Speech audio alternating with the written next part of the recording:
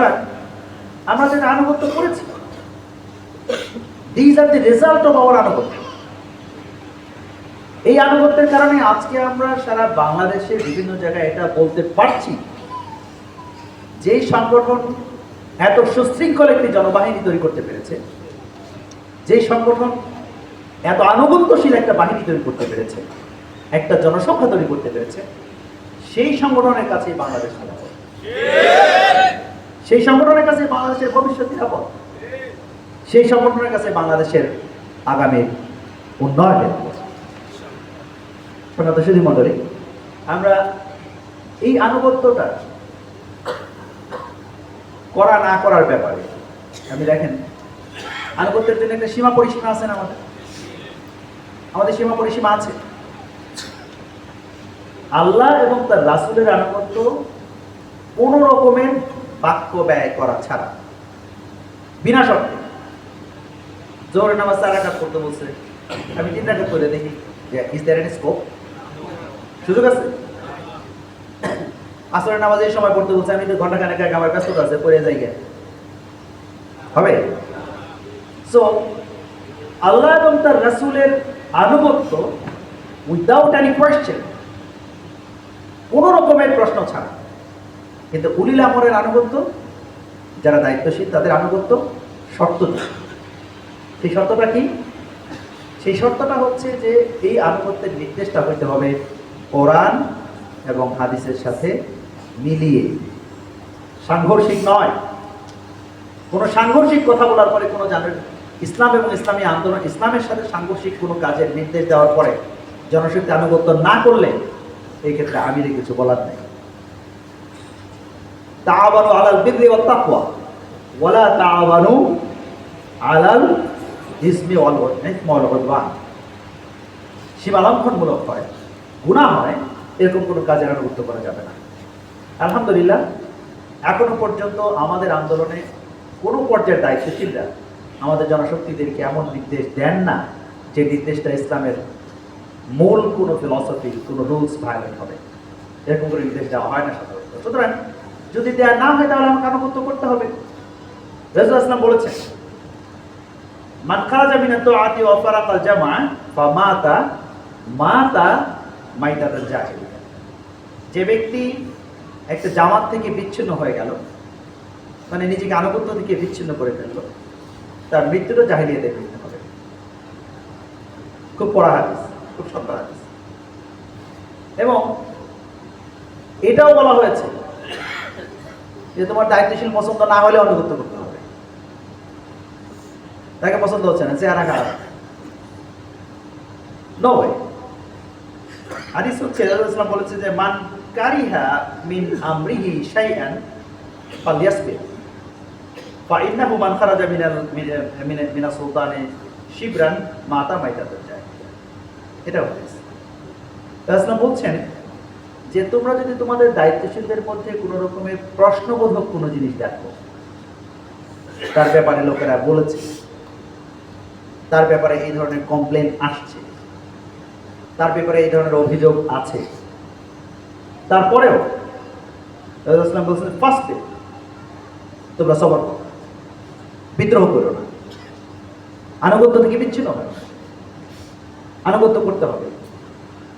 দেখতে হবে তিনি হয়তো নিজে কোনো অন্যায় ব্যক্তিগতভাবে হয়তো করেছেন, আমার নির্দেশটা অন্যায় করার জন্য কিনা। This is important. আমরা লিডারশিপের জন্য যে সকল ডেফিনেশন আমরা পড়ি, লিডারশিপের ডেফিনেশনের মধ্যে সবসময় আমাদের রুকন বানানোর ক্ষেত্রে, শিবিরের সদস্য বানানোর ক্ষেত্রে জ্ঞান, তাকওয়া ইত্যাদি এগুলোকে ইম্পর্টেন্সের সাথে আমরা দেখি। দিস ইম্পর্টেন্ট, বাট এটা কিন্তু লিডারশিপের জন্য প্রধান শর্ত নয়। যদি জ্ঞান প্রধান শর্ত হবে, আপনি বলেন বাংলাদেশের ডাক্তারদের মধ্যে ডাক্তার শফিকুর রহমান সবচেয়ে বড় ডাক্তার, তাহলে তার আনুগত্য আমরা কেন করবো? তিনি তো জ্ঞানের দিক থেকে সবচেয়ে বড় ডাক্তার না। বিকজ জ্ঞানের দিক থেকে বড় বড় ডাক্তাররা আমার উলিল আমরের জায়গায় না। আমার নেতৃত্বের আসনে না। আমাকে নির্দেশ দেওয়ার জন্য, আনুগত্য করার জন্য, নির্দেশ দেওয়ার জন্য তিনি অধিকার প্রাপ্ত নন। যিনি অধিকার প্রাপ্ত, I may not like him, but I have no choice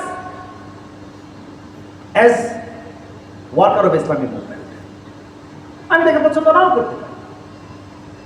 As long as I am with Islamic movement, as long as I am in Islam, আমাকে আনুগত্য করতে হবে। আনুগত্য আমাকে করতেই হবে। আমাদের সুধী মণ্ডলী, লিডারশিপের আর অনেক কথা আছে, আমরা সেদিকে যাব। আরেকটা হাদিস আমি বলব।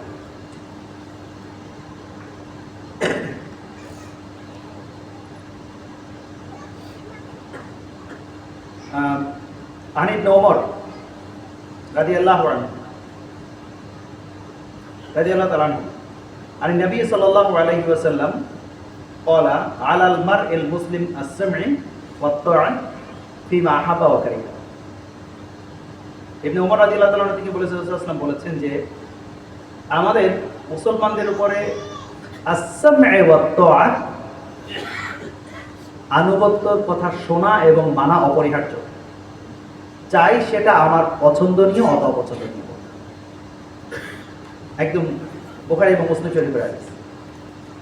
আরবিটা হচ্ছে আস-সাম'উ ওয়াত তাআ ফিমা আহাব্বা ওয়া কারিহা। সেটা আমার পছন্দ হইতেও পারে, নাও হতে পারে। পছন্দ অপছন্দ যাই হোক না কেন, সেটা আমাকে আনুগত্য করতে হবে।